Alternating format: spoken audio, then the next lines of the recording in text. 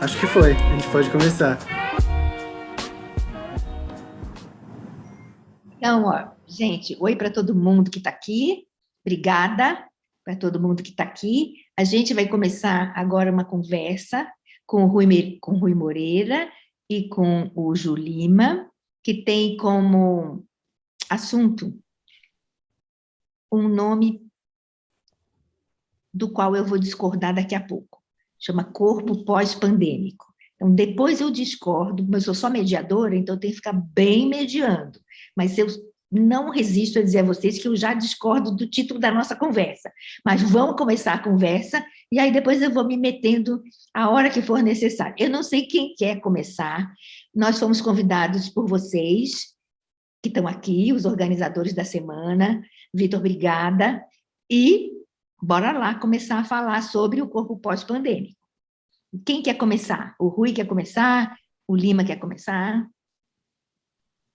Você acha ruim começar pelo nome, Helena? Pela crise do nome? Eu acharia uma boa ideia. Não, porque eu não estou convidada para falar, né? Eu estou convidada só para mediar. Mas eu vou falar só rapidamente o seguinte: eu não uso a terminologia pandemia, escrevi até um artigo sobre isso, um pequeno livrinho sobre isso, porque eu não considero que exista nada de harmonizador pan no meio do que a gente vive. Ao contrário, essa crise ela é sociossanitária. Ela é completamente distinta, em cada lugar ela é de um jeito, e não tem nada de, sabe, jogos pan-americanos. Todas as Américas unidas em torno do esporte. Lindo, lindo, lindo. Só que agora não tem nada de pan no vírus. O vírus é local e de acordo com a desigualdade. Então, o nome pandemia, eu repudio desde sempre, até escrevi o livrinho sobre isso, explicando por que pandemia distrai a gente do que não podemos estar distraídos, que é justamente a questão, o peso da desigualdade norteando o efeito do vírus. É diferente um vírus num bairro onde não tem saneamento de um vírus no bairro onde tem saneamento. Coisas simples assim. Simples assim. É diferente o vírus num bairro onde as pessoas todas precisam continuar a trabalhar e usar transporte público, e num bairro onde todas as pessoas podem ficar em casa, em quarentena. É diferente. Muito diferente. Então, eu chamo de crise sanitária. É uma crise sanitária que esse vírus está produzindo e que ela tem aspectos locais. Não tem nada de pan, não tem nada. Isso eu nem estou falando da diferença do vírus aqui e num país com menos desigualdade, um país com segurança social. Nem estou falando disso, estou falando só das nossas desigualdades. Enfim, um pouco isso. E depois, a segunda questão é que, como eu trabalho com o entendimento de corpo como corpo mídia, é um corpo que está o tempo inteiro se transformando. Então, não tem nem pós, nem pré. É sempre corpo se transformando. Porque nós não vamos sair dessa crise. Essa crise corpou. Porque agora eu também uso esse verbo, escrevi um artigo novo explicando por que a gente deve usar o artigo. Vocês veem que eu estou escrevendo para caramba, né? Escrevi esse artigo novo, porque eu fiquei doente, fiquei mal, então tive que cortar um monte de coisa, então fiquei escrevendo. Acabei de escrever um artigo que vai sair numa revista da USP. Esse negócio aí, sobre por que a gente precisa usar o verbo corpar para explicar que as coisas viram corpo. Então, a gente não vai sair dessa crise. A gente vai sair com ela. Ela nunca mais vai sair do corpo. Ela nunca mais vai. Eu não sei se vocês sabem o que está acontecendo com as crianças que voltaram para as aulas presenciais.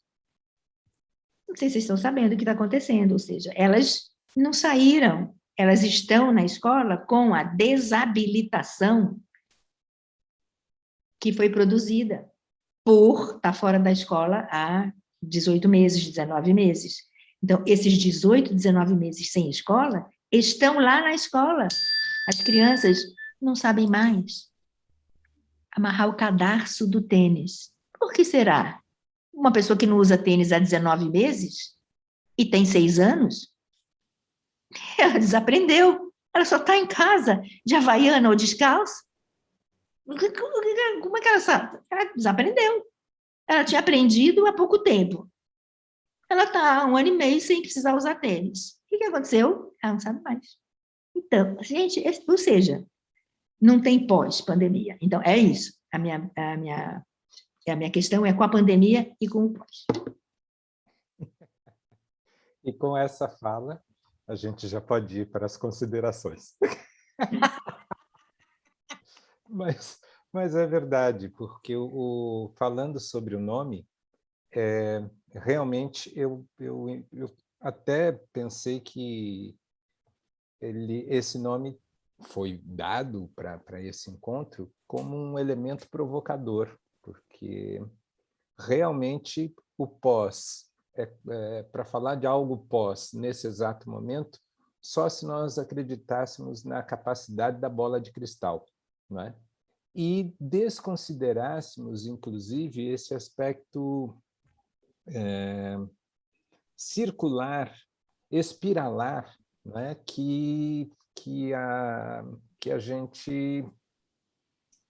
é muito comum quando a gente lê a história da humanidade, né? Então, isso expandindo o tempo, e ao mesmo tempo concentrando, a gente vai ver que esse lugar ele passa pelos mesmos lugares, mas estes mesmos lugares já não são mais os mesmos, consequentemente não tem pós, né? Não tem, é uma sequência de estados provisórios, e esses estados provisórios se configuram como presente, como marcas de tempo, né? Talvez presente, passado, futuro, tudo se misturam um pouco nesse, né? Se misturam, não, se alternam, não é? Nesse pensamento de pós.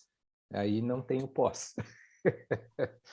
Principalmente para falar dessa crise sanitária, que eu concordo totalmente com Helena, que é uma crise sanitária que é geopolítica, eu poderia até mesmo usar esse tipo de ideia, né?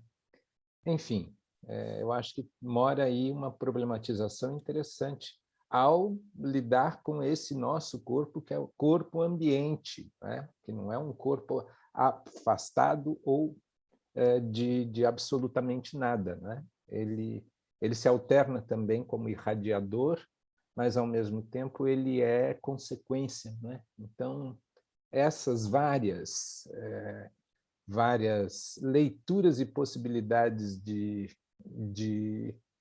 olhar, não é? O corpo faz desse nome algo que, para eu entender, como uma provocação à conversa. Né? Entendo dessa forma.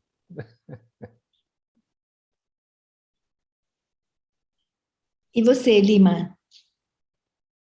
Com essa fala do Rui, eu fico pensando nesses processos, né, assim, porque se a gente parte desse pressuposto de que a gente vive um processo de transformação e elaboração constante, a gente está sempre num processo de reaprendizados também, né? Então isso me faz pensar já, assim, enfim, eu estou muito contaminado por essa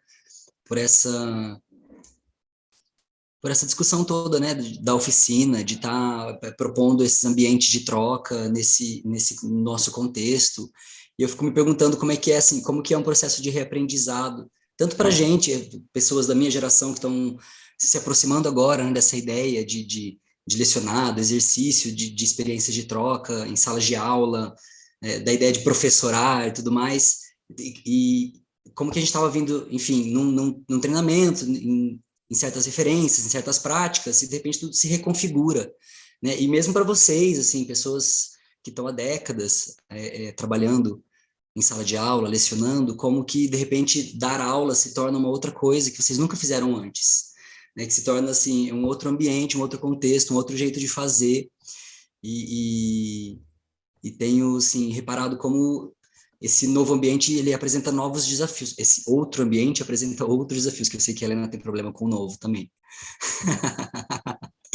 Então, que esse outro ambiente, ele apresenta outros desafios, né? Que começa a colocar essas relações em xeque de outras formas, assim, e a própria questão da presença também, que eu acho que é uma questão que me interessa pensar dentro dessa roda de conversa, como que nossas presenças, porque a gente vem falando muito que as presenças, elas tem uma ideia de que as presenças não existem, né? De que esses ambientes eles estão desintegrando a presença, diminuindo a qualidade das presenças, o que eu concordo absolutamente, mas tenho pensado com essas experiências que não se trata de uma ausência da presença, mas de uma reconfiguração da presença, né? A partir das leituras da Helena também, enfim, da lógica das abas, né, que a Helena fala, essa ideia da simultaneidade que a gente está trabalhando o tempo todo lidando com várias informações ao mesmo tempo, como que esse corpo, como que está diferente, né, esse processo de troca, assim, não sei se dá para dizer que é esvaziado, mas é uma relação muito distinta da que a gente estava habituado em sala de aula, né, são outros tipos de troca,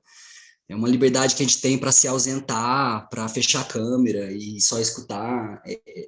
Estou muito intrigado com como essas relações estão se reconfigurando, sobretudo nesse processo pedagógico mesmo, de ensino, de trocas, né, de lecionar. Até queria ouvir um pouco mais de você, de Rui e da Helena, que estão, enfim, nessa lida do ensino há bastante tempo, né, sobre esses desafios que vocês têm encontrado nesse processo do ensino virtual, ou híbrido, que também agora está essa coisa que está meio voltando para algumas pessoas, né? Então, como que é isso do ensino híbrido para vocês?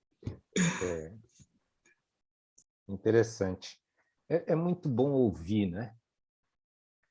E, lógico, também aparece uma série de imagens, né? Quando eu, ao ouvir tuas palavras, é interessante, porque dentro da sala de aula ou dentro de qualquer relação de troca, não é? Talvez bom, segura um pouquinho que eu preciso voltar um pouquinho, tá?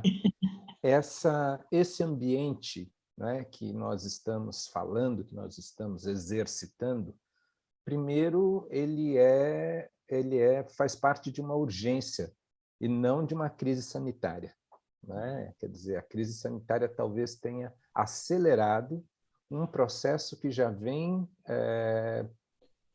há muito, não é, sendo aprimorado, não é, para que ele se transforme em algo como a gente está levando aqui, né? Falando um pouco lá da minha infância, isso daqui já era preconizado nos Jetsons, né? Já era preconizado num seriado de TV da Hanna-Barbera, já era preconizado ali, Perdidos nos Espaços, né? Ou seja, é só para dar uma noção de tempo, falando dessa coisa da espiralar, de como espiralar e falando de uma ideia de que o futuro pode estar à sua frente ou às suas costas cada vez que se dá meia volta, né? Então, é interessante, a mesma relação da sala de aula ou de qualquer troca pelo prisma, seja do ensino, seja do aprendizado, não é? É muito comum que as pessoas fechem as câmeras e vão para outro lugar. Isso acontece, né? Acontece já há muito tempo, né? Levando em consideração que eu posso fechar os olhos e que eu posso estar em outro lugar a cada momento que eu fechar os olhos, né? A relação de interesse e as relações de interesse, elas são estabelecidas de uma maneira que o mecanismo a gente conhece há muito tempo, né? A gente vai aprendendo esse mecanismo, né? Talvez a criança, já da criança, a gente vai percebendo como ela vai selecionando aquilo que ela aceita, aquilo que ela quer, aquilo que ela deseja das informações que ela recebe, né? Ela seleciona e a gente acaba selecionando essas relações. É verdade que nesse lugar eu toco por essa visada, especialmente porque a gente está falando de corpo, né? E corpo, existem tecnologias do corpo que não são aquelas que são plugadas na tomada, né? Essa tecnologia ela é um outro tipo de tomada, é um outro tipo de conexão com a percepção e com a recepção e com a emissão, não é? Consequentemente, este ambiente ele tenta como é que eu vou dizer, reeditar essa capacidade que o humano tem, não é? De ligar e se ligar aos seus próprios interesses. Portanto, é muito interessante observar essa reedição, esse ponto aqui que nós estamos usando, né, de teletransporte, né, essa possibilidade do teletransporte para lidar com ações que são tão fundamentais do corpo, com reações que são tão fundamentais. Então, isso é interessante, porque isso é do presente e isso não vem do pós, e nem do pré. Isso é de um tempo presente e de um tempo muito íntegro, muito amplo, né? Eu enxergo um pouco dessa forma. As relações e o aprimoramento das formas de emitir ou de receber, né, elas são tecnologias da humanidade que a gente aprimora muito. A gente aprimora muito. Então, eu acho interessante observar, e eu discordo mesmo também, eu tenho grandes problemas com a relação com o novo, com a palavra novo, sobretudo se o novo ele for compreendido como algo que tem uma duração infinita, sabe? Não é? O novo, um instante, não é? Eu posso ter uma sensação de novo que me renova, que me refaz, não é? A cada vez que eu respiro novamente, a cada vez que o coração bate na sequência ali, ele gera estados estados de compreensão, de novidade.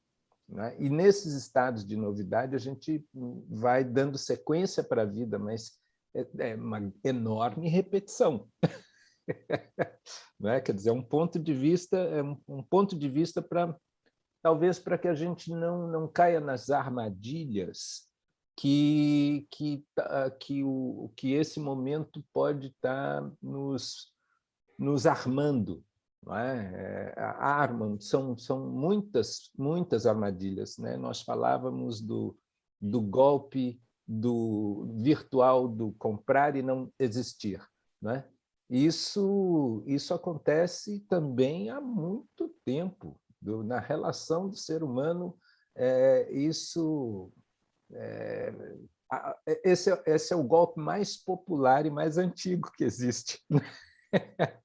Então, entende? São questões que eu acho interessantes a gente conversar, mas com essa perspectiva de quão atento eu posso estar e quais são as possibilidades de eu alargar o meu campo de visão para compreender que papel não é, dá para ser executado nos instantes. Não é? Né? E essa relação da presença, né? Nesses instantes, né? Na troca das presenças. Né? É interessante também pensar por essa visada. Né? São várias visadas, sabe? Podemos olhar por vários prismas, mas também eu trago uma visada para a gente refletir. Então, olha, Rui e Lima, eu acho assim, ó, disso que vocês já nos trouxeram, então, o Rui está propondo que a gente veja que, ou seja, golpes, isso faz parte de uma história enorme, e os golpes são sempre adaptados às possibilidades deles terem sucesso. Então, as pessoas serem enganadas dependeu sempre dessa possibilidade, né, das pessoas serem enganadas. Então, hoje, as possibilidades das pessoas serem enganadas aqui nas telas são essas, sites que não existem, sites falsos de bancos, enfim, por quê? Porque nós estamos nas telas, mas quando a gente estava fora das telas, dependia das possibilidades da gente ser enganado fora das telas, ou seja, as habilidades em construir o golpe estão presentes ao longo do tempo, elas vão mudando de acordo com o tempo, de acordo com o que o tempo oferece. E eu queria agregar a isso esse entendimento evolutivo, que assim, o corpo do aluno hoje é assim também. Aluno sempre teve, professor sempre teve, mas essa coisa também sempre dependeu de se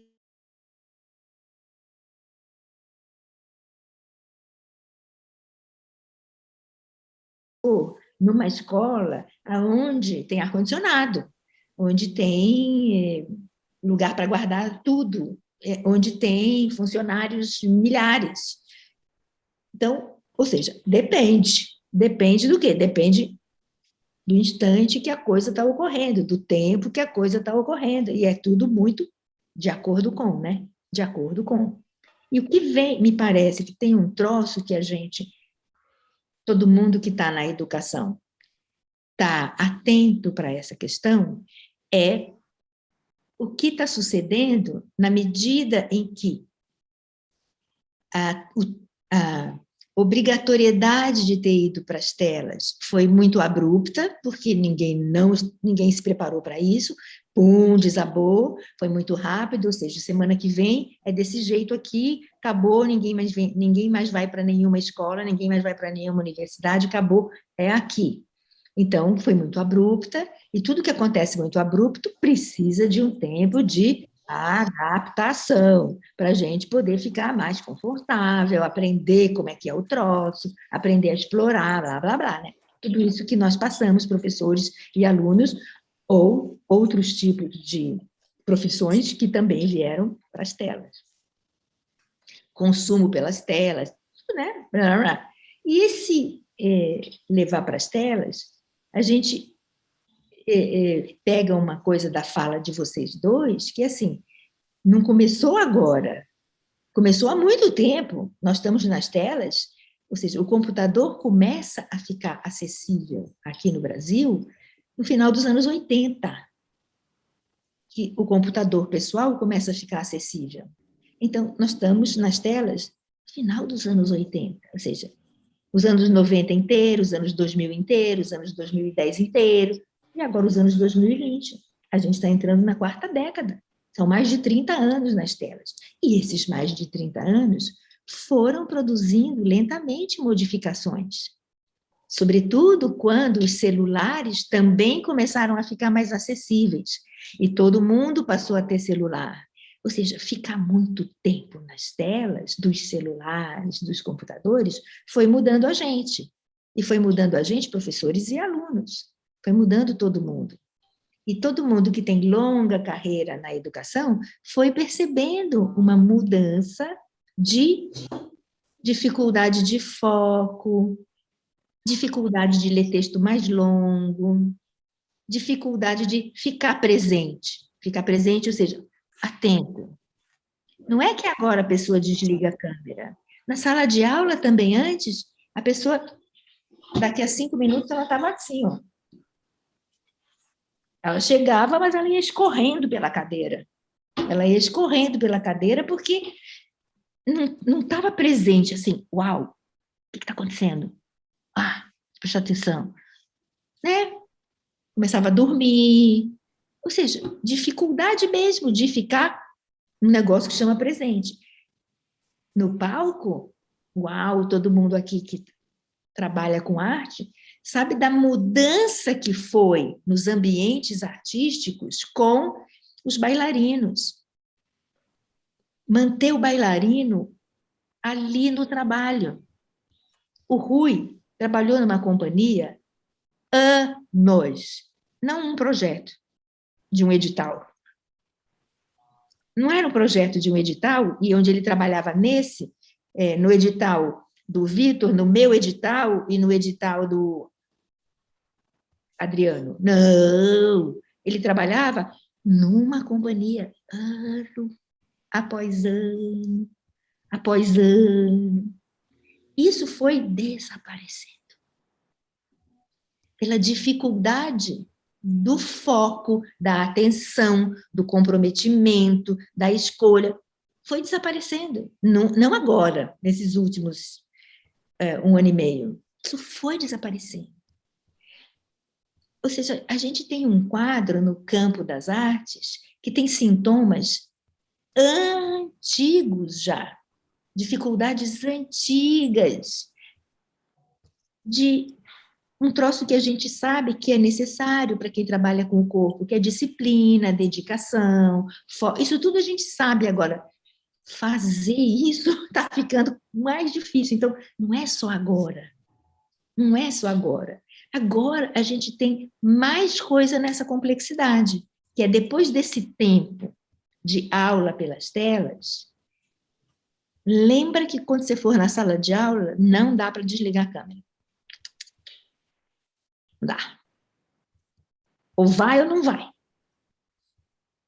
Não vai dar para desligar a câmera. Não vai dar para desligar o microfone. Não vai dar para dizer, gente, hoje está instável a minha internet. Não vai dar. Você vai dizer, gente, hoje eu estou instável, hoje eu estou cansado, hoje eu estou sem vontade. Não vai dar. Vai dar, não vai dar, não vai dar. Então, mas só que ficar sem vontade, ficar instável, estar muito cansado, não começou agora. Não começou agora. Todos os professores de longa carreira foram vendo isso ir acontecendo. Vendo isso ir acontecendo, a diminuição dos alunos que liam os textos. Diminuição numérica de alunos que iam com a responsabilidade de ler o texto para aquele dia sem ler. Ponto. Foi aumentando o número, aumentando o número, aumentando o número. Aumentando a necessidade de fazer não sei quantos trabalhos, chegar na faculdade exausto porque está ensaiando não sei aonde, fazendo não sei o quê, não conseguiu ler o texto, e aí o metrô choveu e aconteceu, e muita coisa, muita coisa. Então, a gente tem um quadro que é um quadro complexo, porque esse quadro desse corpo também é o quadro do espectador que desapareceu. Ele também não tem paciência de sair de casa, ir para um lugar, ficar sentado 1h30 para assistir nada. Então, o público também, minguou. Porque o público também já estava sem capacidade, não é o aluno só que não estava com um saco de ler texto grande. Todo mundo não estava com saco de ver espetáculo grandão. Por quê? Porque estava cada vez mais treinado a ler notícia pequenininha, texto pequenininho. Qualquer pessoa que recebia um texto maior dizia, meu Deus, textão agora, pelo amor de Deus. Textão é uma coisa de 10 linhas, desse tamaninho, né? Não estou falando 10 páginas, estou falando 10 linhas no celular. Então, é muita coisa de mudança que a gente, nesse momento, sabe que vai precisar lidar, não só quando voltar, mas lidar hoje. Eu acho que essa questão que vocês trazem é de agora, ou seja, não é que a gente tem que começar a pensar nisso para o ano que vem, que talvez todo mundo esteja já presencialmente, ou um pouquinho híbrido, ou assíncrono, essas palavras todas, né, que a gente começou a usar. Mas a gente tem que pensar agora mesmo, é agora. Como é que a gente está agora? Como é que está o corpo agora? Sabe, o que é namorar pelo Tinder? Escolher um parceiro pelo Tinder. E não assim de bater o olho e dizer, fiquei interessada. Sabe, dar um troço de pele. De pele. sabe? Não teve mais, não teve mais. Por quê? Porque não teve mais, né? Muito encontro, então não teve mais. Então, o que que é? O que que é tudo isso? O que são relações afetivas sempre deficitárias? Porque está todo mundo na eficiência da relação afetiva, né? Então, é um aspecto, assim, é grandão, é uma muita complexidade o que está acontecendo com o corpo. Então, na sala de aula, nesse ambiente chamado sala de aula, a gente vê uma pontinha de um icebergzão, assim, ó, gigantesco. É uma pontinha de um troção, ó. E é interessante, né, Helena? Porque a gente vê a pontinha, mas, ao mesmo tempo, de que lugar a gente vê isso, né? Porque fazemos parte do iceberg. E em qual lugar desse iceberg a gente está para olhar? Porque também esse lugar de observação e esse lugar de fala, que é interessante na fala do Lima, do Ju, ele vai, e na tua fala também, é que ele vai se alternando em função dos diversos contextos, né? Então, é verdade que hoje, talvez antes a gente tivesse uma síntese uma visão mais de síntese sobre, sei lá, sobre camadas sociais. A gente falava em camadas sociais e já começava a pensar, tá, ou tá. Não, agora, já há algum tempo a gente vem fazendo o exercício, né, e um exercício político, um exercício social de percepção, não é? De que, quando a gente fala da sociedade, a gente está falando de uma diversidade, está falando de uma pluralidade, está falando de coisas que a gente enxerga e de coisas que a gente não enxerga, não é? E aí é interessante observar como os corpos, não é? Que fazem parte, que compõem esses signos léxicos, né? Tipo sociedade. Aí, o que é sociedade? É um monte de gente, é um monte de coisas, é um monte de indivíduo às vezes alguns se sujeitam a determinadas coisas, outros a outras, não é? Mas é interessante, não é? Para que a gente possa afirmar não, talvez acentuar a ideia de que o que é que seria um pós? Pós o quê? Pós do quê? Pós, qual é a relação que a gente faz para usar aquilo que vem depois, não é? Como a Helena falou, talvez hoje nós estejamos muito imersos no hoje e muito fortemente imersos no hoje, como possibilidade de ter um amanhã, né? Não dá para não estar no hoje, não ter a presença acentuada no hoje, somente pensando em algo que eu queira projetar para o amanhã. Talvez o amanhã seja uma consequência muito mais intensa das relações que se estabelecem aqui no hoje, aqui no agora, né? Porque aí sim eu vou, talvez, vislumbrar algo que eu não vou enxergar em nenhuma bola de cristal, que é o pós, né? Eu posso vislumbrar, mas não vou enxergar, né? Porque uma coisa quebra a outra quebra uma se constitui, e quando vê lá na frente é algo que você fala, peraí, é isso? Olha, tá, e como é que eu lido agora com isso? E assim segue, e assim segue. As humanidades vão seguindo, né? E isso é importante da gente, talvez, falar ideia de corpo, né? Nesse momento, esse momento de crise sanitária, nós tivemos uma experiência, essa geração, né? Essa geração de maneira geral, que está aqui reunida, teve uma experiência com a finitude, né?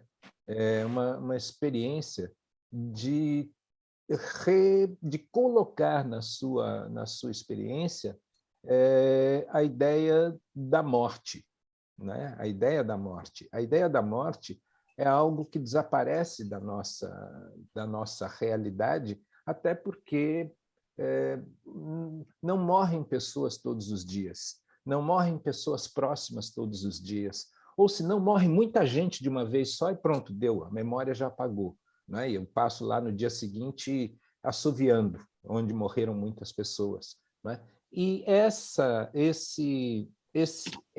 essas relações de considerar, né, que é possível a criação de é possível uma criação, é interessante pensar nessa possibilidade da finitude mesmo, da sequência da vida e da imprecisão da relação da vida, né? Nós vimos pessoas morrerem de várias faixas etárias, né? Eu estou falando que essa é a experiência dessa geração, né? E dessa geração pelo prisma geopolítico. Eu não estou falando lá do Oriente Médio, onde morrem pessoas todos os dias.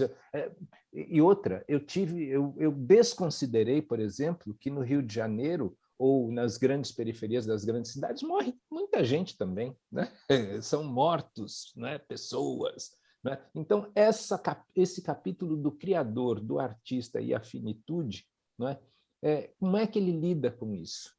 Como é que isso entra? Eu estou vendo que a Rosa Hércules está aqui, né? Como é que isso entra no campo da dramaturgia? Se eu fosse falar qual é, né? Desse lugar Ei, Rosa, querida, não é? Como é que isso entra na dramaturgia da construção, na construção não do acaso. O acaso é algo que talvez a gente viva, né? O acaso é meio que um dos sinônimos de vida está ali, né? Provocado ali, mas as outras coisas que a gente vai na construção mesmo e quando vê fala assim, olha, e trouxe um ingrediente. Essa crise sanitária ela traz um ingrediente para esse pensamento de corpo, e de visibilidade desses corpos, né? E que é legal, talvez, que a gente também amplie, né, essas consequências dessas coisas todas. Por exemplo, finitude, limites e curvas retas, não é? A depressão, não é? O fato de eu ter que me acostumar a fórceps com todo esse momento, não é? Me gera uma sensação de que eu não dou conta, de que a minha finitude é tão grande quanto a morte, porque eu não dou conta. Sabe? Então, esses processos eles são tão sutis e interferem tanto no corpo que eles alteram radicalmente qualquer movimento e qualquer pensamento que a gente tenha sobre tudo aquilo que a gente produz. E aqui um elemento arte, né? O elemento da arte ele não consegue, ele não vai ser, ele é altamente consequência e dessa afetação de todas essas complexidades, a finitude, a morte, as depressões, eu não dou conta, não é desse tamanho do humano que é complexo. E aí a gente vai falar do aluno, o aluno que está nesse lugar do iceberg, né? Eu estou citando pontos do iceberg que a Helena citou, que a gente vê a ponta. Mas onde se situam dentro desse iceberg, não é? Talvez eu possa pensar, mas se eu estiver no meio do iceberg, eu estou ali protegido. Né? Se eu estiver na lateral, aí eu já estou ali com alguma possibilidade de um respiro, mas se eu estiver os lugares, né? Esse questionamento dos lugares. Eu trago essa fala, é lógico, para a gente trazer essas dúvidas do que é nada que explicite nada, não é? Mas sim tudo que deixa mais complexo qualquer coisa que está explícita, porque aí você olha aquilo tão explícito, você fala, opa, espera lá, tem um trem diferente ali, sabe? Assim, tem alguma coisa que está explícito, mas por quê? Né? E tudo isso a gente está vivendo com plenitude nessa crise sanitária, nesse afastamento social, nessa possibilidade de poder ficar horas parado, olhando. Então, dá uma angústia, né, com tudo aquilo que a gente fez para sair disso, para ficar rápido e tal. Agora, nesse momento, né, vem um apelo de para. Para. Não, muita gente, para. São outros comandos para alterar a nossa química. Eu acho isso muito interessante também a gente falar quando falamos desse corpo, nesse momento, né? Que não é o pós. Acho que esse é um dos consensos que a gente chega aqui na conversa, de entender assim, uma proposta para o título, próprio título, né, da conversa, de que não existe o pós, né? Então, porque se a gente está falando de um contexto em que... acho que o Rui travou para mim, travou para vocês também? Sim. Travou, né? Travou a imagem, mas eu tô escutando. Você está aí. Pronto. Vou resolver essa questão da imagem. Tudo bem. Olha Como assim? Mas você está meio indignado, assim, ó. Essa imagem mostra da sua indignação. Mas essa ideia de que assim, a gente não superou a questão do vírus, né? A gente ainda está lidando com isso, com a questão que seria, né, relacionada dessa ordem da saúde, da ordem da pandemia. A gente está muito distante de superar a crise sanitária, socioeconômica. Então, não dá para falar em pós nada, né? Porque a gente está bem no meio do olho do furacão mesmo, como ressalta o Rui. E acho que a mim interessa ainda seguir pensando nesses regimes de atenção, né, nessas tecnologias da atenção, essas tecnologias corpóreas, como isso, e muito interessante ouvir da perspectiva de vocês dois, como que isso, de fato, né, a gente sabe, a gente estamos aí há alguns anos lendo essas teorias, enfim, a teoria corpo-mídia também elucida bastante essa questão do como isso vem há décadas sendo produzido, mas que evidentemente existe uma exacerbação, né, uma dilatação, uma aceleração dessa transformação nos regimes de atenção, a partir do momento que a gente é obrigado, né, direcionado radicalmente, totalmente para esse ambiente das telas. E aí eu volto para a oficina, porque acho que também tem a ver com o motivo pelo qual o pessoal me chamou para falar aqui com vocês nessa conversa, que é justamente essa ideia de como a gente seguir pensando, né, os treinamentos corporais, as nossas práticas, os procedimentos de criação, nesse modelo que é um pouco virtual, que abre precedentes para alguns encontros presenciais, mas que ainda a gente tem que fazer muitas reuniões e tomar decisões por aqui. Então, se a coisa não é totalmente virtual, ela está híbrida. E aí eu trago um exemplo para a gente pensar, que eu vou transformar numa pergunta já, que foi logo no começo da pandemia. Eu venho, né, desde o início da graduação, pensando nessa questão que é nos estados de presença, nos treinamentos corporais. Depois, com os meus estudos, eu fui entendendo que também são questões que estão aí há séculos sendo discutidas, né? Que a questão da presença, ela nem se restringe só a uma discussão nas artes, porque a sociologia, a filosofia, a antropologia também vão pensar a presença em outras camadas dessa discussão. Mas quando entrou a pandemia, quando começou esse contexto, em março do ano passado, imediatamente eu fui tomado por um desejo de trazer a minha discussão da oficina, desses treinamentos, desses encontros que eu venho promovendo para esse contexto.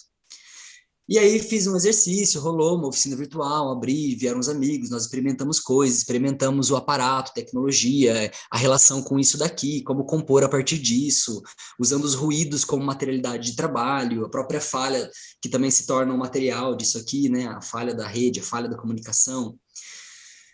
Mas eu comecei a ficar assim, eu me senti muito despreparado para lidar com isso, para articular essas informações, para lidar sobretudo com esses regimes da presença, porque existe essa característica de que não é um grupo, né? Você tem ali um grupo de pessoas que faz aquele curso, mesmo que isso vai durar 1 ou 2 meses, você não vai poder contar com a presença de todo mundo, cada dia entra um, tem dia que um abre o vídeo, o outro não, tem dia que o outro não veio porque teve uma consulta, tem dia que te dão satisfação, tem dia que não dão. E eu percebi que eu não tinha condições de lidar com essa informação. Eu falei, calma, acho que tem uma coisa muito nova aí, que eu não sei muito bem lidar ainda, e eu não quis mais. Eu parei essa oficina e falei, deixa eu ficar estudando, deixa eu voltar para os meus estudos. Acho que eu não sei, não sei lidar com essas ausências dentro desse processo. E aí, quando chegou agora esse semestre, a prefeitura contrata a oficina para esse ambiente do virtual, estou dando oficina pela Casa de Cultura Parelheiros, e aí um outro contexto, essa questão já mais, né, já tinha feito muitas reflexões sobre isso, mas entendi que não tinha como começar a oficina sem pensar na questão da ausência. Então eu propus que essa versão da oficina que está rolando agora online, mas que eu vou propor daqui a pouco uns encontros, porque ela também se propõe a uma tentativa dessa hibridação do processo, né, de fazer algumas ações práticas, de criar imagens performativas, intervenções na rua. A gente pretende se propor umas dinâmicas assim dentro da oficina, mas eu entendi que não tinha como propor a oficina dessa vez sem abordar a questão da ausência. Então eu proponho que ela se chame Oficina Estados de Presença e Ausência, e aí eu coloco um subtítulo que é Dispositivos de Criação em Artes do Corpo. E está sendo uma experiência muito enriquecedora. A gente está na segunda semana, acabou de começar. Inclusive tem a Carol, uma das participantes aqui também, que é uma atriz da IAD, que está lá com a gente, está acompanhando aqui a conversa. Mas está sendo muito enriquecedora, primeiro porque eu relaxei com essa questão das ausências, eu entendi que as ausências elas fazem parte desse processo e elas são materialidade também. Inclusive tenho falado sobre isso, tem gente que está simultaneamente fazendo outro trabalho e estou aqui só escutando a oficina, mas estou fazendo um desenho de outra demanda. Então, assim, entendendo que se você não souber, a minha percepção, se eu não souber lidar com essas ausências e com esses regimes de presença alterado, fica muito difícil trabalhar.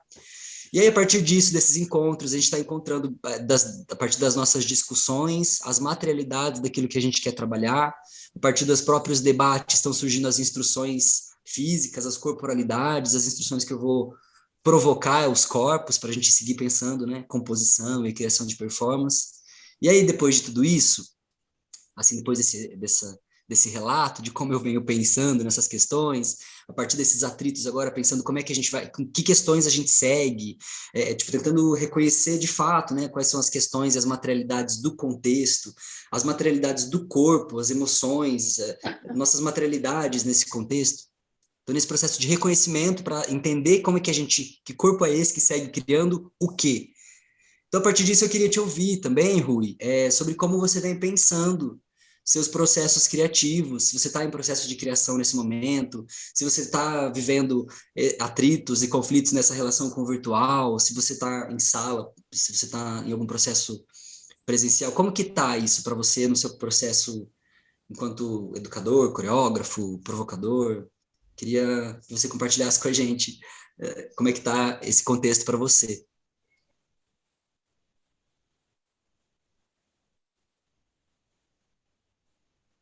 Tá mutado o seu microfone. Abrindo, pronto. Foi até bom ele estar mutado para eu poder pensar, não sair. Mas é interessante isso. Primeiro que Helena, com a fala dela, me deu um parâmetro de algo que talvez eu não tivesse pensado. Nunca parei para pensar, que é um lugar de onde eu venho, não é? Um tempo de onde eu venho, que é esse tempo dos grupos, né, dos agrupamentos, né, e esse lugar de eu ter feito parte de um local por anos. Isso é interessante, eu nunca tinha parado para pensar nisso, né? Todas as questões de todos os outros projetos dos quais eu fui também proponente, talvez morasse aí, alguns dos questionamentos morassem aí nesse lugar, dessa percepção, dessa chave, que, como diz o francês, é claro, mas não é tão evidente, né? Então, é interessante a tua pergunta quando você me fala o que é que eu estou fazendo. Eu acho que eu não estou fazendo nada, de verdade, né? Mas é um nada tão cheio de coisas, né? É um nada que seria dito pelo Gilberto Gil, assim, aquele imenso nada. Né? Por quê? Neste exato momento, eu estou me dedicando a fazer um apanhado de um apanhado de compreensão, tá? De várias coisas que eu já fiz ao longo da história, né? Ao longo da minha trajetória, da minha história. Né? Então, isso faz com que seja um momento onde eu dialogo com pessoas menos do que eu dialoguei em outros momentos. Né? É um momento muito próprio de eu olhar isso aqui, de eu escutar coisas como a que Helena falou, ler. Não é? Eu estou fazendo muito isso e, consequentemente, eu imagino que eu estou preparando muitos corpos. Tá? Uma vez que eu sou multiplicador, se eu conseguir manter essa dinâmica, não é, de preparação, eu talvez consiga me transformar em um mediador ou um facilitador, um coreógrafo, um criador, um diretor, com uma capacidade de lida com o outro,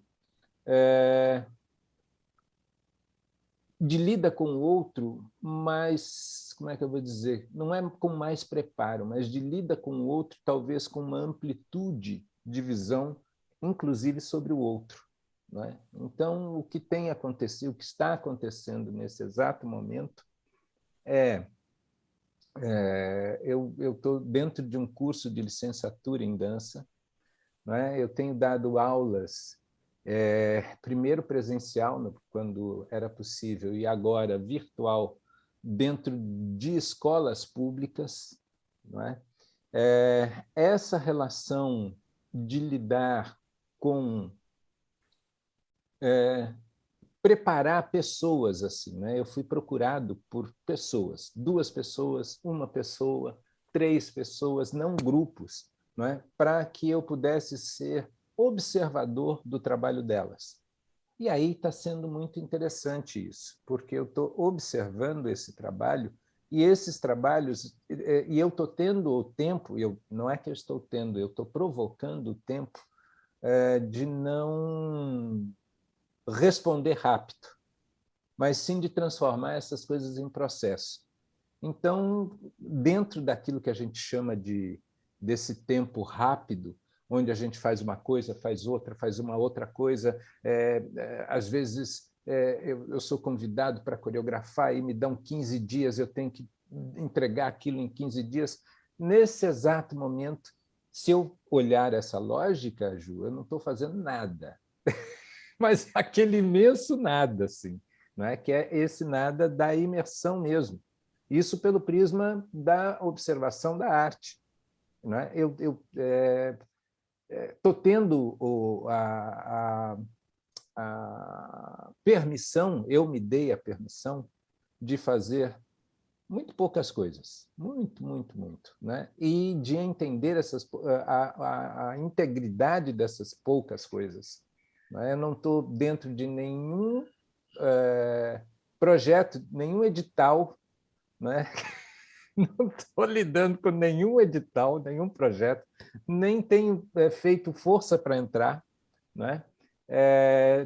Eu tenho lidado, sim, com os convites da manutenção da própria vida, como disse a Helena, a partir da mão dela, tem coisas que não tem jeito, você tem que pagar a conta de luz, tem que pagar essas coisas, então eu tenho algumas, eu estou vivendo em modo, não é um modo, eu estou vivendo em modo de economia, literalmente, para que eu possa estar mais amplo em outras frentes, né? Em outras frentes, né? Então, esse é um momento que eu percebo que me preparar significa preparar muita gente e muita coisa. Queria trazer para agregar isso aí, Lima, que você traz do estado de presença, e isso que o Rui diz, ou seja, se preparar é se preparar não só para si mesmo, se preparar para continuar produzindo com os outros, levando para os outros. Eu queria trazer o seguinte, não sei se vocês recordam, mas é o seguinte, o entendimento, isso que a gente fica chamando de estado de presença, o que é presença, todo mundo prestando muita atenção, etc, etc.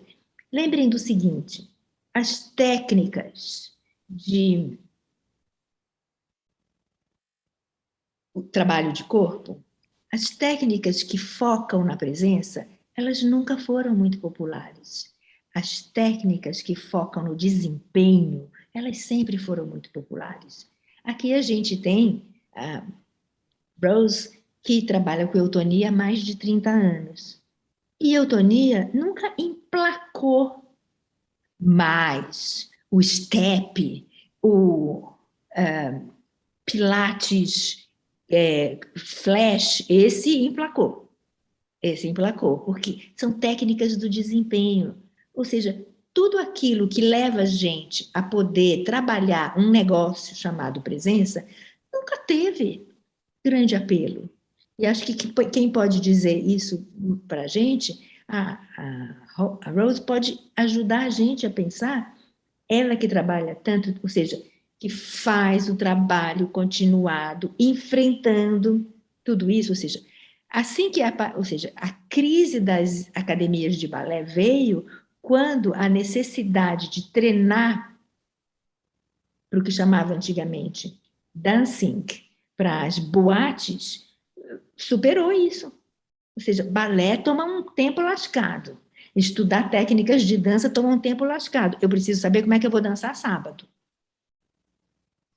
Então, eu preciso que alguém rapidamente me coloque ótima para eu chegar lá e impressionar sábado, sexta. Pronto.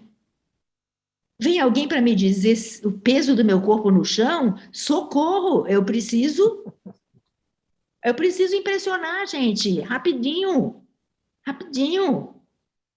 Eu não preciso prestar atenção em nada, eu preciso, desempenho.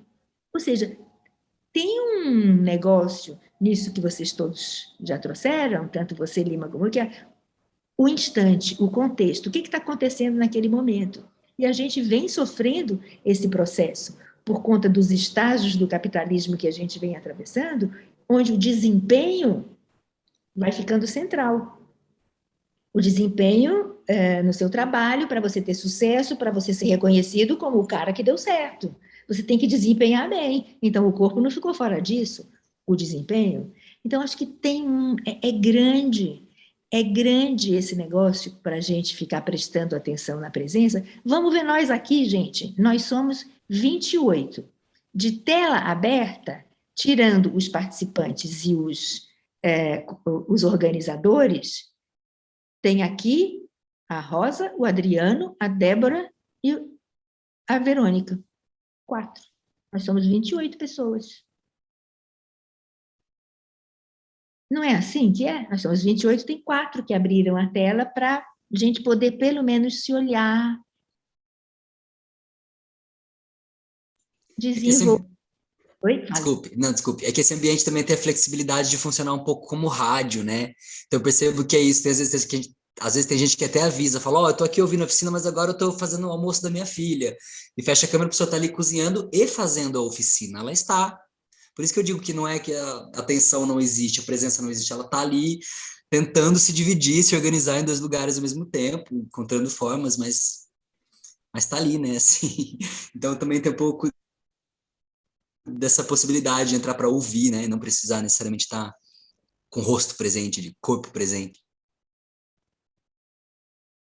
Rose, você concorda com esse negócio de que essas técnicas que chamam a atenção ajudam a entender a presença, elas nunca foram muito populares?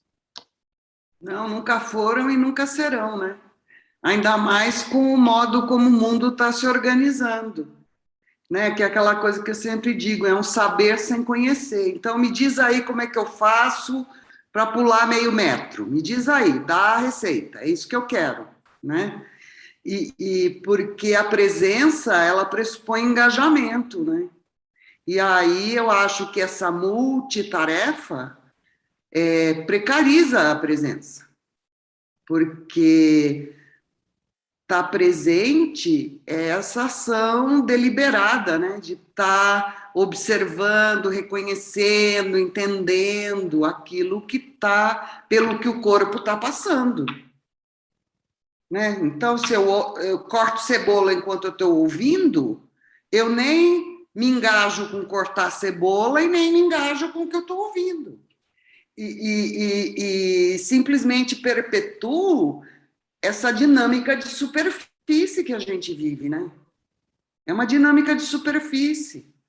O Amir Haddad que usava esse termo, dinâmica de superfície, né? É isso. Então, nunca será. Eutônia, Feldenkrais, Matias Alexander, todos esses trabalhos que visam isso, né? Esse engajamento com o que está acontecendo com o corpo no aqui e agora, não vai rolar, gente. Não vai rolar. Porque talvez role mais para frente, quando tudo virar uma hecatombe, né? Quando essa decadência que a gente está vivendo se concretizar, talvez isso aí seja uma tábua de salvação, como foi no período pós-guerra. Surge daí, né? De um monte de corpo que tinha que ser reconstruído. Essas técnicas surgem todas nesse momento, pós-Segunda Guerra. Então, sei lá, depois da hecatombe, talvez alguém veja alguma coisa de bom nessas técnicas, né? Mas até lá a gente vai continuar sendo marginal. É marginal. Pensando no círculo neutro também do Chico, né? Você deu esses exemplos todos de técnicas de treinamento da presença, e tem o Chico era uma pessoa que tinha muito interesse nesse treinamento, né? Do tempo, do espaço dilatado, do mergulho, da imersão, e o círculo neutro era um exercício que tinha esse desafio, assim, né, da durabilidade, de se botar no lugar do espectador e assistir o exercício do outro, e é difícil pra caramba mesmo, assim, é exigente, né, exige do corpo estar disponível, estar atento, é um treinamento que, enfim, parece que faz falta, né, inclusive depois a Greiner sugeriu que eu mostrasse o teaser aqui do documentário, porque eu estou fazendo essa pesquisa no mestrado, em torno da experiência, né, do trabalho do Chico, e talvez a gente possa, mais para o final da conversa, se der tempo, fechar até em homenagem e saudação a ele, que completou 2 anos da passagem dele, da morte dele agora, né, sábado, dia 16. Então talvez a gente possa, se vocês toparem, fechar assistindo o teaser do documentário que a gente está produzindo, que ainda não tem data de estreia, mas enfim, porque acho que é uma pessoa que ajuda a gente a pensar nisso também, né? Nesse lugar do espaço-tempo dilatado, da atenção e da presença.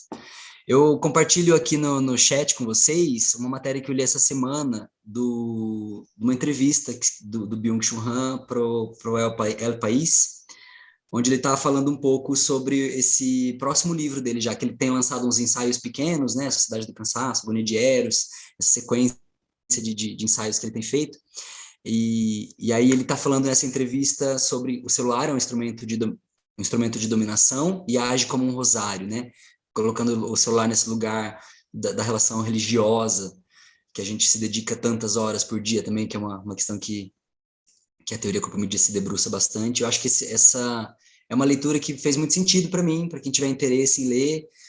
Esse novo livro dele chama, não sei exatamente o nome, mas ele está falando dessa relação com as não coisas, né? Que a gente, enfim, que o ser humano está deixando de se relacionar com coisas e pessoas, e a gente está vivendo um momento que a gente está se relacionando com informações, com dados, com não coisas.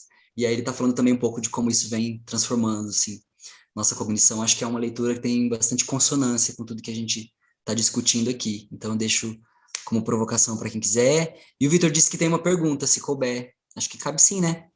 Claro. Gente querida, vocês me ouvem bem?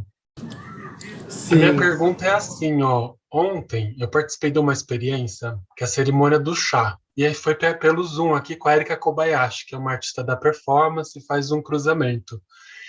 E aí eu fui surpreendido que ela falou assim, gente, me falem por que vocês escolheram o chá que vocês escolheram, e cada um misturou mexerica com manjericão e tal. E ela perguntou também por que cada um trouxe essa xícara. Aí eu me peguei assim, me flagrei, pensei, por que eu escolhi essa xícara? E aí fiquei com essa curiosidade, até pus aqui no chat, talvez até já tenha sido respondida a minha pergunta, mas eu fiquei com essa curiosidade, que é quem escolheu o título, se pudesse falar um pouquinho, porque eu acho que nisso a gente pode até se surpreender, porque tudo bem, Rui, eu entendi que é uma provocação, mas se foi você que quis provocar, o que você quis provocar? Eu queria saber isso, entendeu? Não sei se dá tempo. Isso é uma escolha da organização da semana, né? Que são sempre os alunos dos últimos anos do curso, do terceiro e do quarto ano, que estão organizando a Semana das Artes do Corpo. Então, foi uma decisão tomada entre esse corpo de alunos que toma as decisões da programação da semana.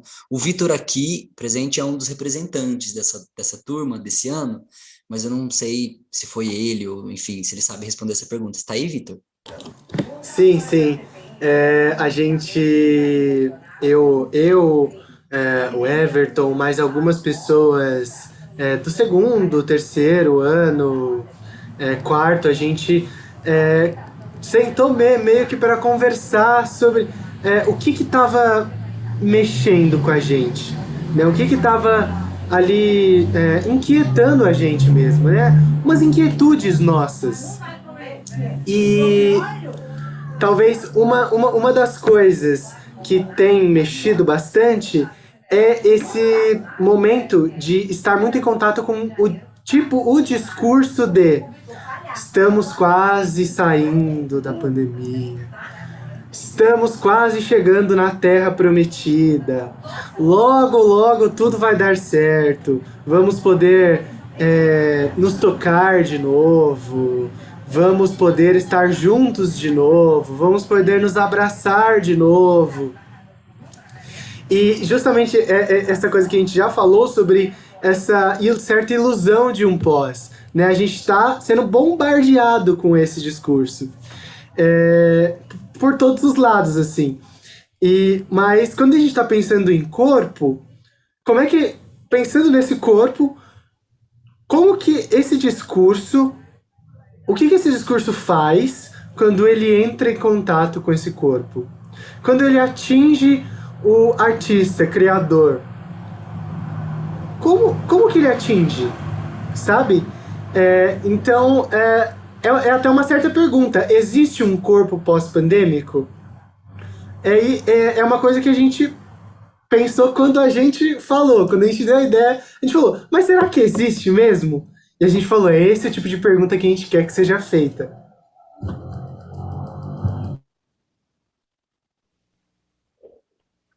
Oi, alô? Sim, Adriano. Oi, estão me ouvindo? Poderia também falar um pouquinho? Pode fazer sua pergunta, claro. Bom, na verdade não é nenhuma pergunta mesmo, é uma contribuição aí também. pelo que vocês falaram, né? Entendi que foi uma provocação também, né? Até o título, né? Como até uma ironia, né? De corpo pós-pandêmico, o artista, né? Que para onde vamos, né? E bom, a partir de tudo que vocês disseram também, né? De toda essa discussão aí maravilhosa, queria deixar uma contribuição assim a partir desse meu ponto de vista, né? Vendo assim que arte e vida, né, vem se hibridizando há muito tempo, né, e é uma discussão na história da arte também, né, de arte e vida, e eu acho que nunca foi tão necessário como é hoje em dia, né, nessa crise que a gente entrou, né, que é uma crise também, entre muitas crises que se somaram, né, uma crise da presença, né, uma crise do estar, e o que eu vejo assim como nós, né, os artistas que estão aí preocupados, atentos, né, com isso, com despertar a presença, eu acho que nunca foi tão necessário, né, ações técnicas, dispositivos que aconteçam no dia a dia, né, na presença na relação com as presenças que estão com a gente, sendo artistas ou não, sendo direcionadas, né, sendo apresentadas num palco ou não, o que eu vejo que essas técnicas são urgentes, né, da gente despertar as nossas presenças na conversa, numa conversa com uma pessoa que a gente está conversando, ou a gente se fazer presente também, né, de estar ali, porque a gente, né, também foi para essa discussão, né, das presenças divididas, né, então eu estou aqui cortando cebola e estou aqui ouvindo a outra coisa, né, eu não sei, assim, o que eu quis colocar foi isso mesmo, assim, de que talvez hoje o papel da gente que está interessado em praticar isso, né, em praticar, em despertar, em, né, pôr em prática mesmo, seja isso, né, seja ficar atento às nossas presenças, às nossas relações, né, a vida mesmo, né, despertar essas presenças, assim, porque tem que ter, né, é isso. Bom, é isso que eu queria também contribuir, assim, colaborar. Obrigada, Adriano. E a impressão que o que se instalou mesmo não sei se a gente vai, né, poder continuar chamando assim, mas é tipo uma impossibilidade de fazer uma coisa. É isso que eu chamo a atenção e chamei de lógica das abas. Todo mundo que está aqui e está fazendo outra coisa. Todo mundo que está aqui. Não tem ninguém que está só aqui. Que está aqui com o olho aqui, está com o olho ali, está com o olho lá, está com o olho ali, está aproveitando está fazendo é só uma coisa, é só uma coisinha, só um instantinho. Só um instantinho. A gente desaprendeu. A gente veio desaprendendo continuadamente, porque são muitas abas abertas em todos os computadores, em todos os celulares, são diversos softwares, são muitas coisas. Então, você vai fazendo. Então, vai fazendo, vai fazendo. As pessoas nem dirigem o automóvel dirigindo o automóvel. Dirige o automóvel com fone no ouvido, fazendo outra coisa enquanto dirige o automóvel, que é um troço que você precisa ter atenção, né? Vamos combinar que é um troço assim que precisa prestar tá presente ali, né? Precisa estar. Mas nem dirigir automóvel. Nem dirigir automóvel. Fora que dirige recadinho no celular, vai falando. Enfim. A gente tem uma impossibilidade, dá uma aflição, o corpo fica chateado se ele ficar precisando fazer só uma coisa. E é um exercício incrível de fazer, e é difícil, como o Lima falou, é difícil. Tenho tentado, vocês sabem, as pessoas que estão mais próximas sabem que eu Estou falando nisso há muito tempo, que a gente precisa fazer um detox da lógica das abas. E esse detox dói.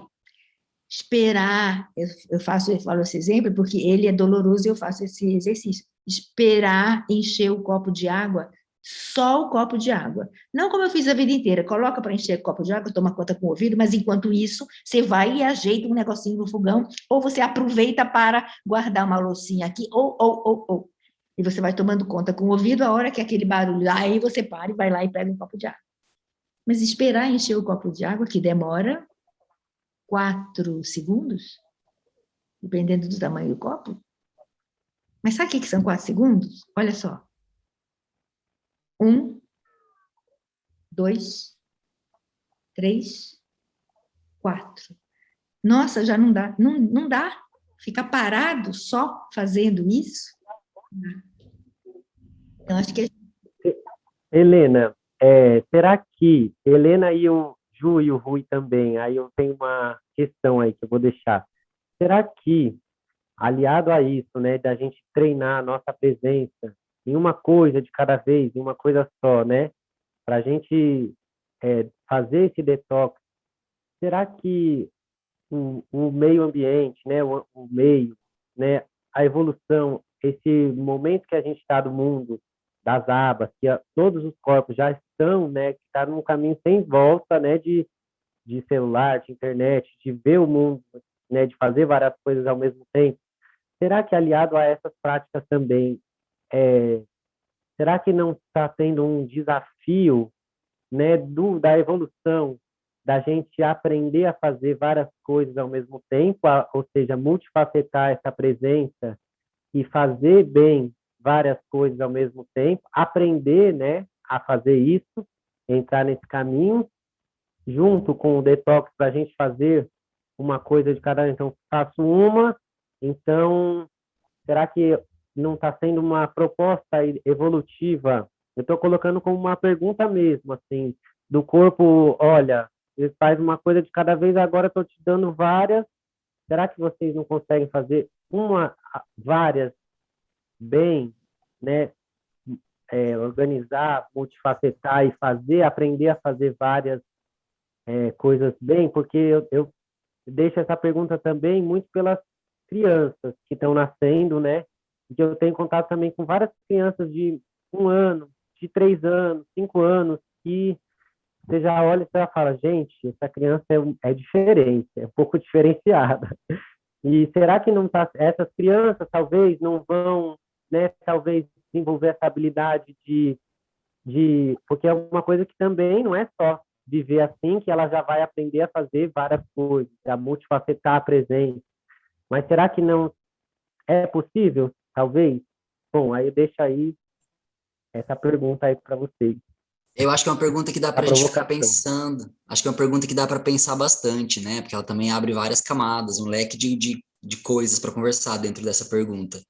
Mas a mim parece que, assim, o corpo descobre algumas possibilidades de agir em simultaneidade, mas eu não reconheço, eu não sei, não identifico como uma necessidade do organismo, corpo humano, e muito mais como uma necessidade do sistema, de gerar corpos hiperprodutivos que deem conta, de dar conta da simultaneidade e acharem que dão conta da simultaneidade, entendeu? Então eu sinto muito mais como uma imposição externa do neoliberalismo, do sistema capitalista, hiperprodutivista, do qual esse texto do Byung está falando também, porque ele está falando sobre essa questão, né, da gente voltar a se deter ao outro, voltar a se deter a atenção para uma coisa, para o foco, para questões pontuais. Então, eu acho que é isso, assim, o corpo vai descobrindo que tem essa habilidade e a gente coloca nesse lugar do desafio, de achar que pode cada vez fazer mais. Então, ao invés de ouvir uma aula e cortar a cebola só, você passa a ouvir a aula, cortar a cebola e lavar a louça ao mesmo tempo. A gente vai agregando funções, né? De modo que vai gerando esses corpos, aí a gente volta para o Byung, da sociedade do cansaço. Então, eu acho que assim, o corpo não dá conta dessa hiperprodutividade e por querer dar conta e achar que deve dar conta, a gente vai vivendo essa sociedade cada vez mais distanciada, um ser do outro, distanciada de si mesmos até, né? Porque a gente não tem tempo com a gente, não tem tempo dos nossos pequenos ritos cotidianos, como a gente estava falando hoje na oficina. A gente perdeu os nossos ritos, porque a gente está o tempo todo no rito do sistema, né? Assim, de precisar dar conta. Então, eu acho que enquanto a gente não voltar para os nossos ritos cotidianos, para a nossa atenção, para o nosso tempo dilatado, e para esse exercício da atenção, da presença nos diálogos, não sei, tenho um pouco de medo do que está por vir nessas próximas gerações, mas eu não identifico como uma necessidade do corpo, vejo mais como uma pressão do sistema mesmo, que a gente deve fazer o exercício de se retirar e resistir na resiliência de se manter na presença. Para mim é mais esse lugar. Hoje, né? Posso estar totalmente enganado e mudar de ideia amanhã, mas hoje eu penso assim. Vocês. É interessante isso. Eu acho que a Rosa falou ali de uma porção de técnicas, né? Técnicas essas que geram habilidades no trato com o próprio corpo. É acumulativo, a gente vai aprendendo e vai percebendo que é uma simultaneidade de atos, de ações que a gente vai aprendendo para lidar com o próprio corpo. Pego um outro exemplo, eu vou cozinhar. Cozinhar é um ato de plurihabilidades, né? Você tem que estar lá fazendo várias coisas ao mesmo tempo para um objetivo. Eu quero fazer um prato e cada coisa tem um tempo de ficar pronto. Então, eu vou ali, de maneira simultânea, construindo esse tempo e aprimorando a minha capacidade de propriocepção, de relação, de percepção do tempo, essas coisas todas. Agora, o que eu acho muito, muito complexo nessa hipermodernidade, né, é exatamente essa falta de paciência. Eu, por exemplo, sou uma pessoa que gera muita impaciência nas pessoas, porque eu falo lento, eu penso para falar, no durante eu vou e volto, porque entra na relação comigo aquelas pessoas que querem e que topam que a gente contemple o tempo do encontro, o tempo da presença, né? Outras pessoas ficam muito irritadas com isso, né? Porque hoje não, para muitas pessoas, já há muito tempo, existem ali categorizações da maneira do que é que eu escolhi, né? Então, a pergunta do Adriano é muito bem assim, né?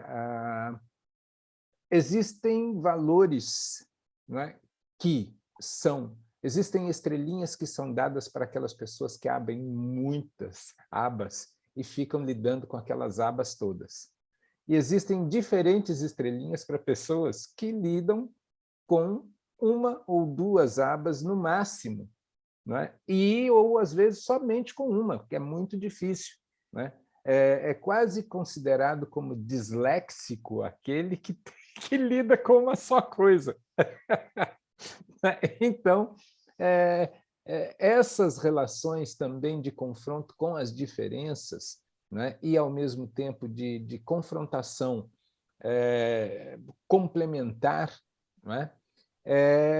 Eu acho completamente interessante. Eu só tenho um grandíssimo senão se eu não entender que aquele diferente de mim, ou aquele com diferente capacidade das minhas capacidades, ele não tem lugar para existir, né? Aí fica complexo, né? Essas relações que eu acho. Agora, é muito isso, né? Acho que a Rosa falou muitíssimo bem, porque às vezes a gente vive guerras individuais e depois da gente viver as guerras individuais, a gente acaba usando e chegando em determinadas soluções que que só podiam ser aquelas, né? Talvez eu espere uma solução coletiva, mas as soluções coletivas elas são feitas da necessidade dos indivíduos a partir das suas guerras particulares, individuais e intransferíveis que acaba travando ali com o outro, porque a presença do outro ela vai estar, como se diz, de alguma forma confrontando na minha história, né? Então é muito interessante observar isso, assim, né? Quando eu vou procurar a Helena, não sei se todos estavam aqui presentes, mas ela disse, ela só vai operar a mão dela quando ela estiver bem né, degradada, assim, né? E é mais ou menos isso, né? A gente às vezes espera o auge da degradação para descobrir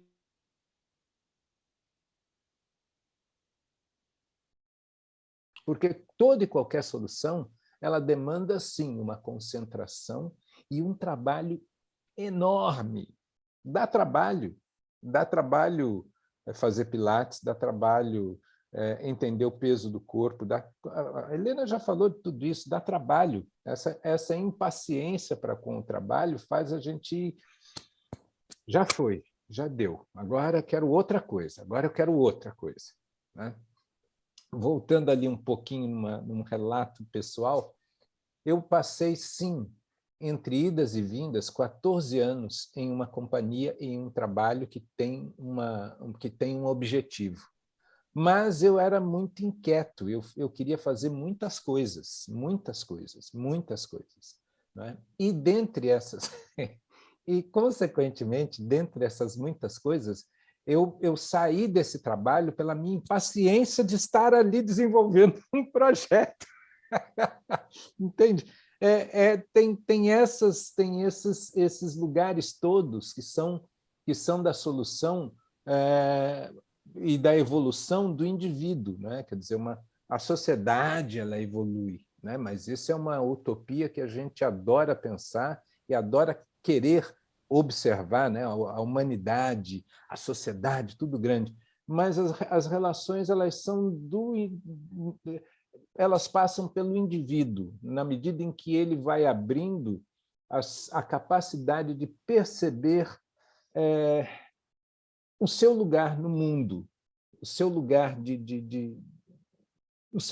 mundo, porque o seu lugar no mundo influencia o lugar do outro, não é?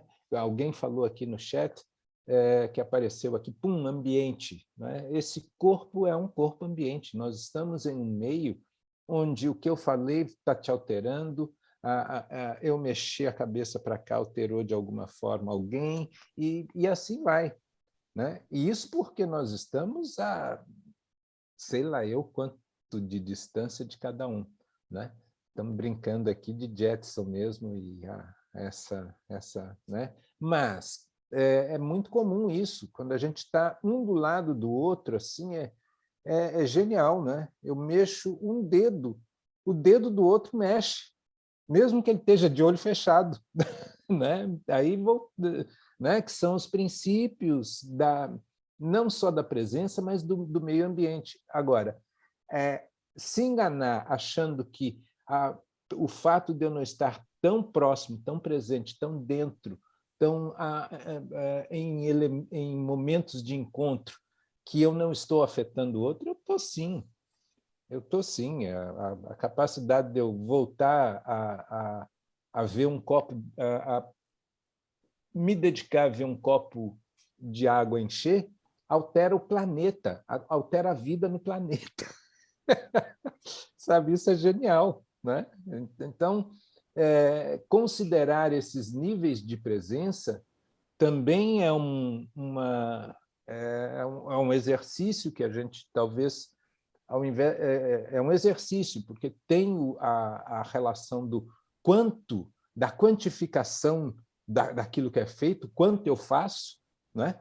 E, como eu disse naquele momento, assim, se eu for levar para um prisma, para uma comparação com alguém que compara a quantidade de projetos, de coreografias, eu não estou fazendo nada, né? Agora, que nada é esse, né? É o nada da metáfora do imenso nada, né? Talvez. Antes da gente encaminhar para o encerramento com o que o Júnior vai mostrar para a gente, Adriano, só vou ponderar o seguinte: olha, para a gente dizer que é um traço evolutivo, essa conquista de fazer muita coisa ao mesmo tempo, é muito precoce. O que a gente vem fazendo é desenvolver habilidades para a sobrevivência. Isso é uma coisa diferente de dizer que é uma adaptação como um traço evolutivo, porque precisa de muito mais tempo, não sabemos, né, o que é esse negócio, se esse negócio se estende por mais 300 anos, 3.000, 300.000, sei lá. Então, é muito cedo para a gente dizer isso, mas com certeza, todos nós já estamos bastante treinados, é desenvolvimento de habilidade para a sobrevivência. Por quê? Porque você precisa responder isso, fazer aquilo. Tá? Por que você precisa? Porque todo mundo acha que precisa. Se todo mundo começar a recuar um pouco, todo mundo vai ver que talvez não precise fazer tanta coisa ao mesmo tempo. Talvez não precise. Se a pessoa não ficar completamente aborrecida que você não respondeu instantaneamente para ela, por quê? Porque também ela não vai responder instantaneamente. Talvez a gente desenvolva outras habilidades. O que eu estou dizendo é só desenvolver habilidades. Acho que ainda é precoce a gente dizer, ou seja, as crianças que nascem, elas nascem já para serem bem-sucedidas. Elas já vão ser colocadas numa escola que as forme para elas serem bem-sucedidas se elas nascerem numa família de classe média ou de classe média alta. E elas já vão ficar fora desse esquema se elas não nascerem nesses lugares. Elas já vão ficar fora, ou seja, são diferentes habilidades que vão ser desenvolvidas nessa criança e na outra criança. Não são todas as crianças que estão desenvolvendo as mesmas habilidades, porque existem diferentes tipos de infância. Você sabe que nós temos 126 mil órfãos de Covid no Brasil. Essas crianças estão desenvolvendo outras habilidades de falar sobre a morte, de falar que eles perderam seus cuidadores, porque não são só órfãos de pai e mãe, porque nem todas as crianças vivem com pai e mãe. Nós moramos no Brasil da desigualdade. É outro papo. Muitas e muitas crianças são educadas pelos avós e perderam os avós, que são os seus cuidadores. Eles são órfãos. Sabe, é muita coisa que a gente não pode tacar no mesmo balaio e dizer, não, está todo mundo se adaptando, é isso mesmo, bora lá, gente, bora lá. Agora a presença é desse jeito. Não. E é isso que eu comecei na fala, a primeira fala. A gente não pode sair do local onde a gente está. Ou seja, não tem nada de pan. A gente tem que olhar para o local. E nesse local onde a gente está, é só desigualdade. Então, quando a gente fala as crianças são diferentes, os jovens são mais rápidos, que jovens? Quais? De onde? Né? Todo mundo tem luz em casa, internet banda larga? Não foi isso que a crise sanitária mostrou.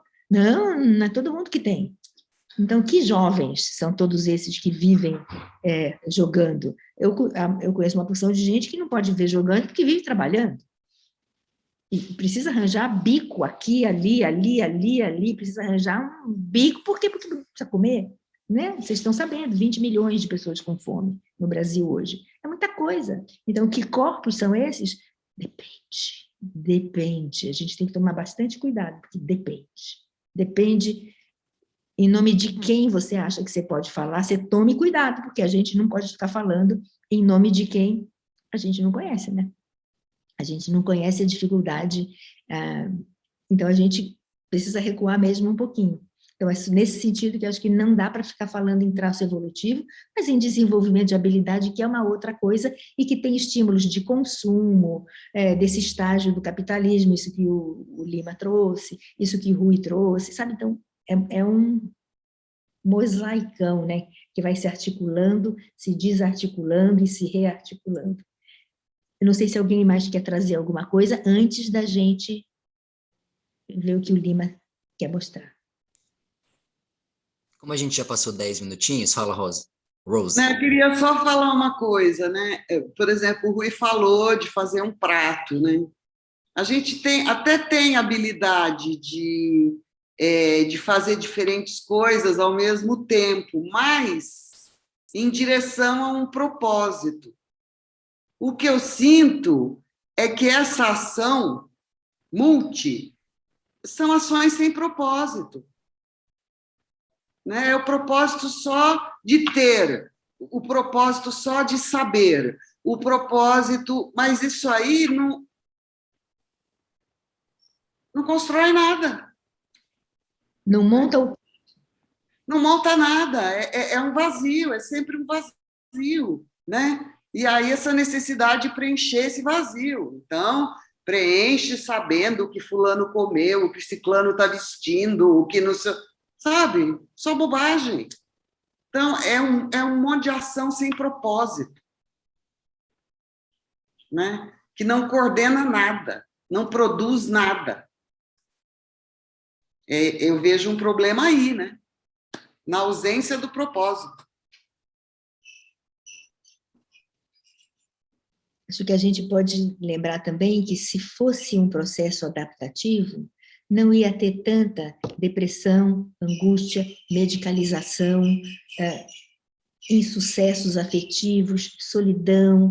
A gente não ia estar vivendo nesse ambiente tão agônico que a gente está vivendo, né? A gente está vivendo num ambiente muito agônico, convivência diária com a morte, convivência diária com a instabilidade. Quando? Onde? Por quê? Sabe? Então, tem alguma coisa que não vai na direção de uma adaptação para a sobrevivência. A gente está desenvolvendo um monte de habilidades, mas elas não estão trazendo a equivalência de um desenvolvimento de habilidades que é para uma complexidade mais pró-vida. Parece que a gente ainda está muito agônico, né? Desenvolvendo tudo isso, né? O excesso de medicalização precoce, o aumento de todas as doenças psicossomáticas, muita solidão, enfim, tudo isso. Então, tem alguns traços que mostram que essa incrível lógica das abas talvez não seja tão incrível assim. Talvez.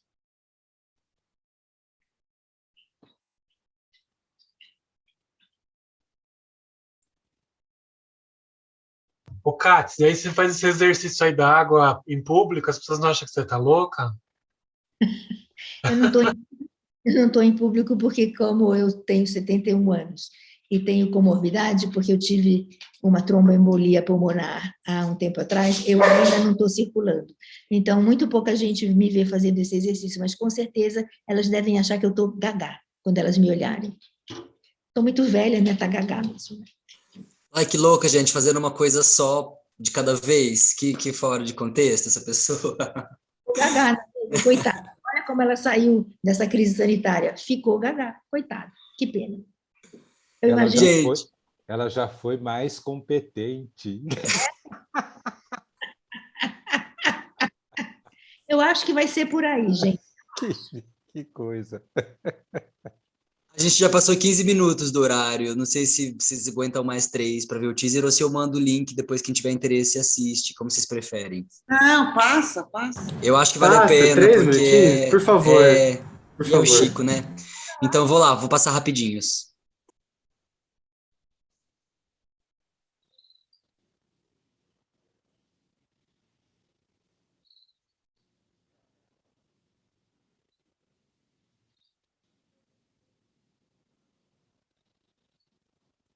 Quanto mais você olha.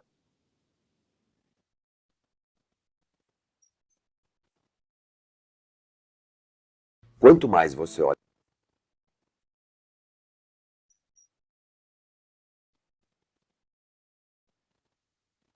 Quanto mais você olha para o seu quintal, como se costuma dizer, ou para aquilo que está próximo de você, mais oportunidade você tem de estar falando.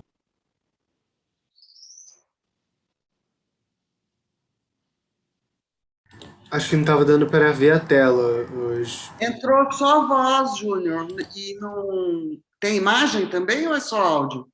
Não, foi uma coisa de conexão só, mas eu vou colocar de novo.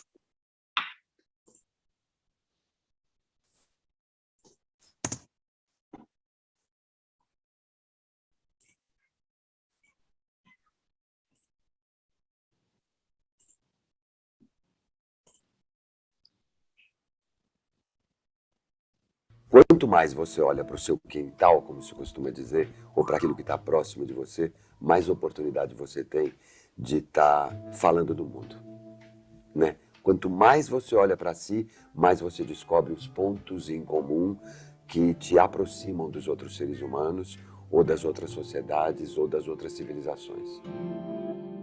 A chispa do Chico em mim, ela é acesa toda vez que eu entro em cena. O que ele em mim ficou impregnado. Era o mote dele.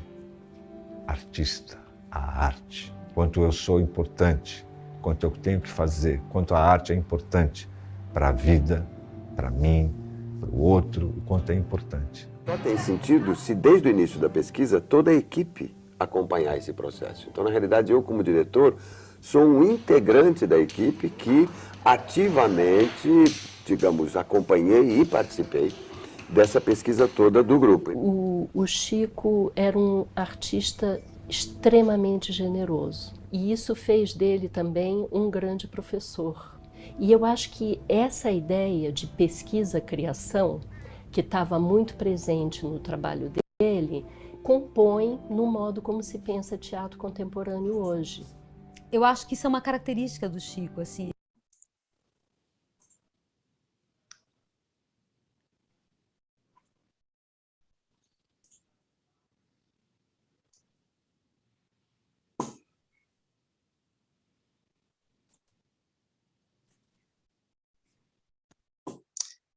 Eu vou diminuir a qualidade para a gente ver a outra metade, porque tá travando para vocês a imagem, né? Então só um segundo. Depois eu mando o link para vocês verem na íntegra, mas eu vou só diminuir a qualidade para a gente ver o finalzinho. Tá bom.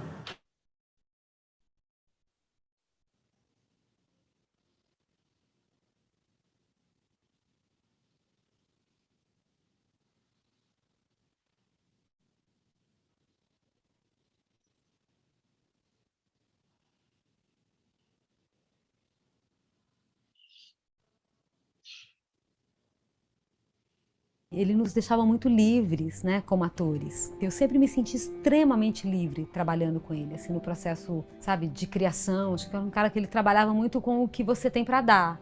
Tinha essa generosidade, assim, a sala de ensaio falava mais alto que a mão dele. Nosso ser é feito do quê? O que alimenta? Ele está vivo. Graças a quê? O que faz ele ficar vivo? Isso aí. Pede bênção como fez a não, tá? Pede bênção. Respeita-se ainda aqui dentro. Você e eu. Eu acho que fazer um documentário, organizar os arquivos do Francisco Medeiros, é uma questão de justiça. A gente não tem memória das coisas, né? Não está acessível, então as coisas vão se perdendo. Experienciar o que foi ele, ou através desse vídeo, de uma pesquisa sobre a obra dele, ou através de pessoas que trabalharam com ele, é como se fosse uma coisa como para perpetuar a obra dele. Ele foi um diretor de teatro, um pedagogo absolutamente fundamental na história do teatro no Brasil. Eu sou diretor de coisas ao vivo. Eu acho que isso é a melhor maneira que até hoje eu encontrei de me definir.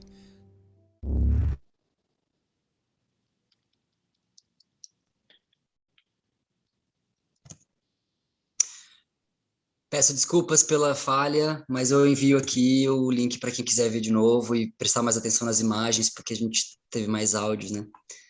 Mas é isso, acho que é uma excelente contribuição para a nossa conversa, tudo que o Chico pensou. Maravilhoso. Muito lindo poder fazer isso aqui, na nossa despedida. É bom, sair com o Chico é bom. Eu queria agradecer ao Rui, ao Júnior por terem aceitado o convite, a Helena por ter aceitado fazer essa maravilhosa mediação, A todo mundo que está aqui, eu queria convidar para estar no nosso próximo evento de hoje, que vai ser um compartilhamento de processo da nossa companheira Narani. E, enfim, é isso. Muito obrigado por estarem aqui. Vou deixar o link aqui no chat, se vocês quiserem copiar para entrar no próximo. Vai ser agora às 5 e pouquinho, que a gente vai começar atrasado. E é isso.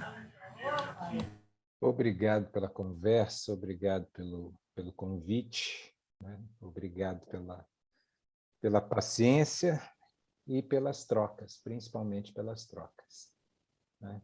Prazer ver assim, um monte de gente que apareceu por aqui, mas em especial Helena, Rosa, que não vejo, né? Que a gente mesmo vê aqui, Verônica, não vou listar aqui, não, mas um monte de gente aqui que muito bom rever, tá bom? Então, isso. Obrigado. Obrigado, gente, por tudo, pelo convite, pela troca. Obrigada pelo encontro, obrigada por todo mundo estar aqui. E vamos que vamos, né? Vamos seguindo. Beijo, gente. Até já.